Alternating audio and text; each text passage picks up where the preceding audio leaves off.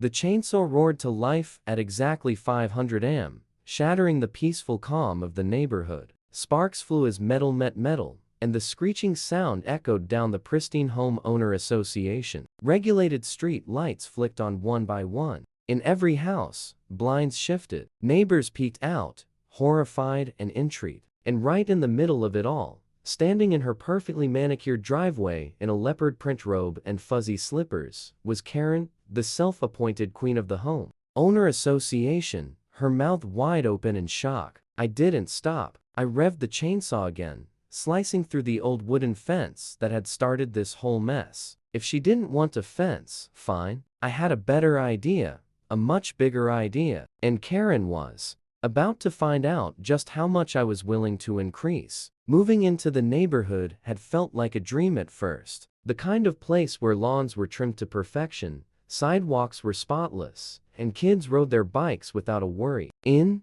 the world, I had just bought my first house, a beautiful 2-story home with a big backyard, a far cry from the cramped apartments I had lived in for years. It was supposed to be my escape, my peaceful little slice of heaven. But heaven had a guardian, and her name was Karen. I first met her within 24 hours of moving in. There was no warm welcome, no friendly plate of cookies, just a sharp knock on my door followed by a woman in her mid-50s with a clipboard, a tight smile, and the kind of haircut that screamed, I want to speak to your supervisor. Daniel, is it? She said, not waiting for an answer. I'm Karen, the homeowner association president. I just wanted to go over a few things. A few things turned out to be a printed list of violations I had apparently committed before I even unpacked my last box. My mailbox was half an inch too tall. My garbage cans were placed in the wrong spot. My grass, my brand new grass, was, according to her, the wrong shade of green. I tried to be polite. I really did. But after the third visit in 2 days, where she criticized my porch light for being too bright, I started to realize Karen wasn't just a concerned neighbor. She was on a power rush, and I was her latest victim. Then came the fence incident. I had built a simple wooden fence. Nothing fancy, nothing outrageous. Just a normal, standard privacy fence to keep my dog from wandering off and, more importantly, to keep Karen from constantly peering into my backyard. The moment she saw it, you'd think I had set the neighborhood on fire. You can't just put up a fence, she shrieked, storming up my driveway. It violates homeowner association policy. I blinked. There are literally fences all over the neighborhood. Those were approved, she snapped. Yours is an eyesore. How is mine different? Because, she huffed, folding her arms, I don't like it. That's when I knew this wasn't about rules. This wasn't about the neighborhood. This was about authority. She started fining me almost immediately. First, a warning notice, then an official violation, then daily fines. $50 today, $100 tomorrow. It was ridiculous. But when I asked for proof that my fence broke any rules, she had nothing. Because, legally speaking, I had done nothing wrong. So I did the only logical thing. I ignored her. And that's when she really lost it. One morning, I stepped outside to find her measuring my lawn with a tape measure, scowling like a disappointed school teacher. A week later, she had a tow truck ready to haul away my perfectly registered car because it was parked at the wrong angle. She even went as far as to call the city on me, claiming I was creating an unsafe environment with my fence. That was the final straw. If Karen wanted a war, she was going to get one. I called up my buddy Jake, an engineer with a love for overthought projects. When I told him what was happening, he laughed so hard he nearly dropped his phone. Dude, he said between gasps, you need to go nuclear. Build a fortress? No, build a barrier. At first, I thought he was joking, but the more I thought about it, the more I loved the idea. If she thought my little wooden fence was a problem, she hadn't seen anything yet. I spent the next 2 weeks drawing up plans, not for a fence, for a 15-foot tall steel reinforced barricade. I checked the homeowner association rulebook twice. Nowhere did it say anything about steel barricades. There were rules about wood, vinyl, and hedgerows, but nothing, absolutely nothing about metal walls. So I made some calls, found a contractor willing to work fast, paid extra for expedited materials, and set a construction date. And that brings us to today at 500 a.m. sharp. I fired up the chainsaw and tore down the old fence in the most dramatic way possible. If Karen wanted to play dirty, I was more than happy to return the favor. By the time she stumbled out of her house, still half asleep in her robe, my crew was already unloading the steel sheets. The look on her face, priceless. "What in God's name are you doing?" she shrieked, running up to my driveway. I turned off the chainsaw and grinned. "Just making some updates." "You were right, Karen. The old fence had to go." Her eyes darted to the looming steel panels being drilled into place. This is illegal." I pulled out my copy of the Homeowner Association rulebook, the one she had used to harass me for weeks, and flipped to the relevant section. "Actually, Karen, there's no rule against this," she gasped, like a Victorian woman about to faint. "You can't do this." "I can," I said, smiling. "And I am." She stormed off, mumbling something about an emergency homeowner association meeting. But I wasn't worried because, for the first time since moving in, I was actually looking forward to this battle. And I had only just begun. The barricade was coming together faster than I expected. By the time the sun fully rose, half of the steel sheets were already bolted into place. The sound of drilling and hammering echoed down the street, and it didn't take long before the entire neighborhood was awake, watching in stunned silence. Some of them whispered among themselves, others gawked like they were witnessing a disaster. And then there was Karen pacing back and forth on her driveway, clutching her phone like it was a lifeline. I knew exactly what she was doing. She was calling the Homeowner Association board, probably, demanding an emergency meeting, trying to get someone, anyone, to shut down my project. But there was nothing she could do. The barricade was completely legal. I had checked, double-checked, and triple-checked. There were no rules against steel walls. There were no height restrictions in the neighborhood's guidelines. Everything I was doing was within my rights, and Karen hated that more than anything. About an hour later, just as my crew was securing the final steel panel for the day, Karen stormed over again, this time dragging along a man in a cheap suit. His face was pale, uneasy, like he had been forced into this confrontation against his will. "This is Mr. Patterson, our homeowner association lawyer," Karen announced, her voice dripping with satisfaction. "He's here to inform you that the structure is a clear violation of community standards." I turned to the so-called lawyer, who looked like he would rather be anywhere else. "Is that true?" I asked, folding my arms. Mr. Patterson cleared his throat and adjusted his tie. "Well, not exactly. The current homeowner association guidelines don't explicitly ban this kind of structure,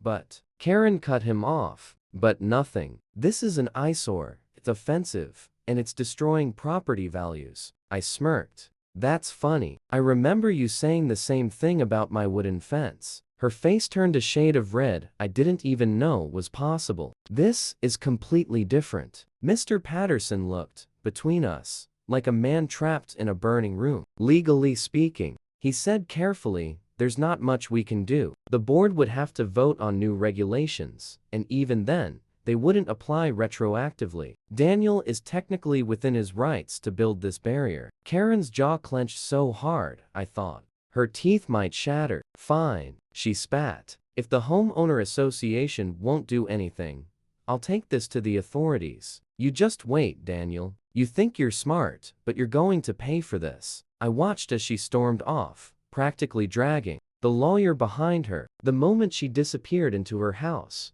one of my neighbors, an older guy named Mike, who had lived in the neighborhood for years, walked over grinning like a kid who just saw someone pull off the greatest prank in history. "Son, I don't know what Karen did to anger you this much, but I just want you to know that I have never been more entertained in my life," he said, chuckling. "Hell, I'll pitch in for materials if it means seeing her lose it." I laughed and clapped him on the back. "I appreciate it, Mike, but I've got this covered." Over the next few days, the barricade became the hottest topic in the neighborhood. Some people were outraged, others found it hilarious, but regardless of their opinions, everyone was talking about it. Even the local news caught wind of the feud and sent a reporter to do a segment on the biggest battle of the century. Karen, of course, was doing everything in her power to stop me. She filed complaint after complaint with the city, claiming my barricade was a public safety hazard. She argued that it blocked emergency services, that it was structurally unstable,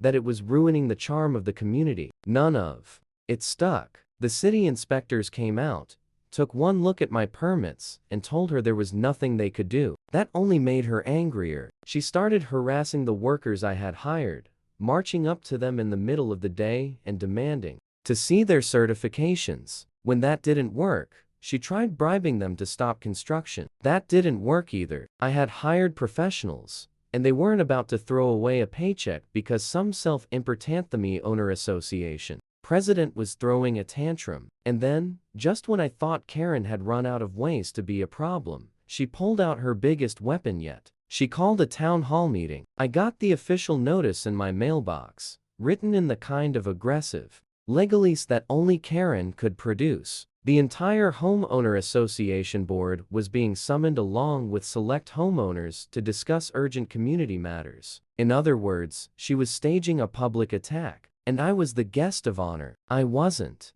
worried. In fact, I was looking forward to it. The meeting was held in the local community center, a building that looked like it hadn't been updated since the early 90s. By the time I arrived, the place was packed. Homeowners filled the rows of metal, folding chairs, murmuring among themselves, glancing at me with curiosity and amusement. At the front of the room, sitting behind a long table like a panel of judges, were the homeowner association board members, and right in the middle, front and center was Karen, looking smugger than ever. I took my seat near the back, arms crossed, waiting for the show to start. Karen wasted no time. She stood up, cleared her throat, and launched into a speech that sounded rehearsed, like she had been practicing it in the mirror for days. She spoke about tradition, about community standards, about how my barricade was a threat to everything the neighborhood stood for. She painted me as a reckless, inconsiderate troublemaker who had come in and disrupted the harmony of the homeowner association. And then she turned to the board. I demand that we take immediate legal action against this problem, she declared. If we allow this kind of behavior, what's next? Neon-colored houses, junk cars on the lawn, chaos. I had to bite my tongue to keep from laughing. Chaos over a wall. This woman was out of her mind. One of the board members, an older woman named Janet, cleared her throat. Karen, as much as we appreciate your passion for the community, we have reviewed the guidelines extensively, and unfortunately, Daniel's construction is not in violation of any current regulations. Karen's eyes bulge. Then we changed the regulations, Janet sighed. We can vote on new guidelines, but as you well know, they won't apply retroactively. The room fell silent. Karen's face contorted in frustration, her fingers tightening around the papers in front of her. She knew she had lost, but Karen wasn't the kind of person to admit defeat gracefully. I decided to press the knife a little. Raising my hand,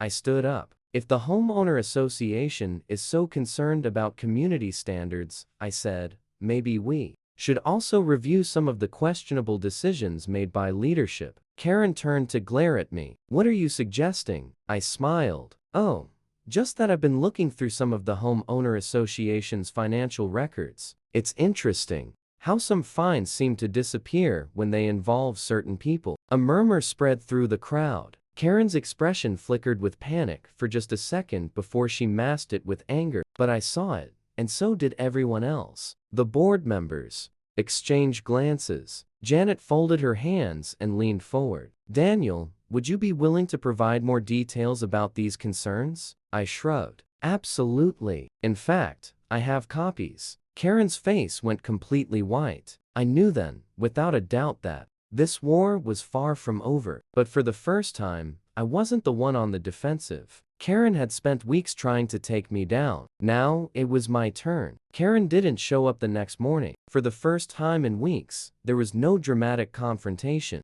No furious stomping up my driveway, no threats of legal action. The neighborhood felt eerily quiet without her presence looming over everything. But I knew better than to think she had given up. Karen wasn't the type to accept defeat. If she wasn't out in the open, that meant she was working on something behind the scenes. I didn't have to wait long to find out what it was. Around noon, a black SUV rolled up in front of my house. The driver stepped out, adjusting his tie like he was preparing for a big showdown. He was tall, clean-shaven, and had the kind of expression that screamed government official. He carried a leather case, and as he walked toward my door, I caught a glimpse of the city's emblem on his lapel. Great Karen had escalated this to the city level. I met him on the porch before he could even knock. "Daniel, right?" he asked, offering a professional smile that didn't quite reach his eyes. "That's me," I said. "Let me guess. You're here about the Barricade." He gave a small nod. "I'm John Richards, City Zoning Inspector. We received a formal complaint regarding a potential code violation on your property. I was asked to conduct an inspection and verify compliance with local regulations." I smiled. "By formal complaint, you mean Karen, right?" He hesitated for a second before clearing his throat. "I can't disclose the complainant's identity, but I assure you this is a routine investigation." "Routine?" "Sure. Because it was totally normal for a city official to be sent out over a perfectly legal structure that just happened to be annoying the neighborhood dictator." I stepped aside and motioned for him to take a look. "Be my guest." John walked the perimeter of the barricade, pulling out a measuring tape, taking notes on a clipboard. I could see the gears turning in his head. He wanted to find something wrong with it. He wanted to give Karen the victory she was so desperately grasping for. But there was nothing. After about 15 minutes of meticulous inspection, he sighed and tucked his notepad back into his briefcase. "Well," he said, "everything appears to be up to code. There's no violation here." I grinned. "That's what I thought." He hesitated, again shifting uneasily. "Look," he said, lowering his voice, "between you and me, I don't usually get sent out for things like this, but your homeowner association president is persistent." I snorted. "That's one way to put it off the record," he said. "She's already filed 3 additional complaints. If you don't take this thing down, she's going to keep coming after you." I leaned against the barricade and crossed my arms. "Let her." John sighed, gave me a nod, and walked back to his SUV as he drove away. I turned to see Karen standing in her yard watching from behind her curtains. The moment she saw me looking, she yanked them shut. She was furious, and that only made me more determined. 2 days later, I got another official letter from the homeowner association. This time, Karen wasn't just threatening fines. She was demanding a full-blown legal battle. The letter accused me of willful defiance of community standards and stated that the homeowner association was seeking a court order to force the removal of my barricade. It was laughable. She was acting like I had built a toxic waste dump instead of a legal structure on my own property. But if she wanted to drag this into court, I was more than ready. I called my lawyer, handed him the letter, and let him go to work. Within a day, he had drafted a counterclaim, not only defending my right to keep the barricade, but also accusing Karen of harassment, selective enforcement of homeowner association rules, and even financial misconduct within the association. And that's when everything changed. A week before our court date, a major bombshell dropped. My lawyer had been digging through homeowner association records looking for inconsistencies, and he found something huge. Karen had been misusing homeowner association funds for years. Small amounts here and there disguised as administrative fees, personal reimbursements, and vague maintenance costs that had no receipts attached. The total wasn't astronomical, but it was enough to raise serious concerns, and more importantly, it was enough to get the rest of the homeowner association board involved. The next homeowner association meeting was supposed to be about my barricade. Instead, it turned into Karen's public judgment. The room was packed. Homeowners filled every seat, and a few even had to stand in the back. People who had never cared about homeowner association politics before suddenly had a vested interest in what was about to go down. Even the board members looked uneasy, murmuring among themselves as they shuffled papers. Karen sat at the center of the long table at the front of the room, her usual air of confidence replaced with visible anxiety. She knew something was wrong. She just didn't know how bad it was going to be. When the meeting started, she immediately launched into her usual speech, talking about how I had defied the homeowner association and how my barricade was destroying the character of the neighborhood. Then, my lawyer stood up. "Before we address the barricade issue," he said, "there's another matter that requires immediate attention." He placed a stack of documents on the table and slid them toward the board members. "These are financial records from the past 5 years," he continued. "They show a pattern of unauthorized expenses charged to the homeowner association budget, many of which were approved solely by Karen Reynolds, the acting president." The room went silent. Karen froze in her chair. "This is absurd," she said quickly. "I've always acted in the best interest of the community." "Then I assume you won't mind an independent audit?" my lawyer interrupted. A murmur spread through the crowd. People started whispering,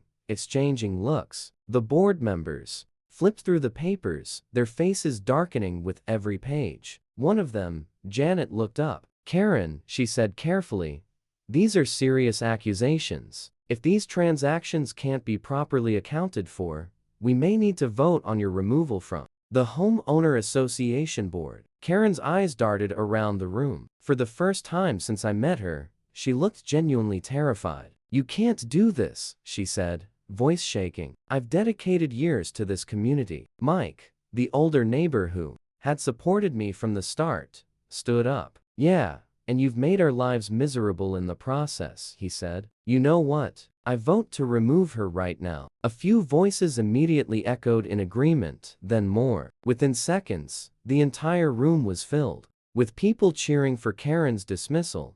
The board members exchanged glances. Janet took a deep breath. "Effective immediately," she said, "Karen Reynolds is suspended from the homeowner association board pending a full financial review." Karen shot up from her chair, face pale, hands trembling. "This isn't over," she muttered, before grabbing her purse and storming out of the meeting. But it was over. Karen put her house up for sale the next month. The homeowner association dropped the lawsuit against me, and the barricade remained standing. In fact, it became something of a local monument, a symbol of fighting back against ridiculous homeowner association tyranny. And as for me, well, the next homeowner association election rolled around and a few neighbors jokingly suggested I should run for leader. I didn't even have to promote myself. I won by a huge margin.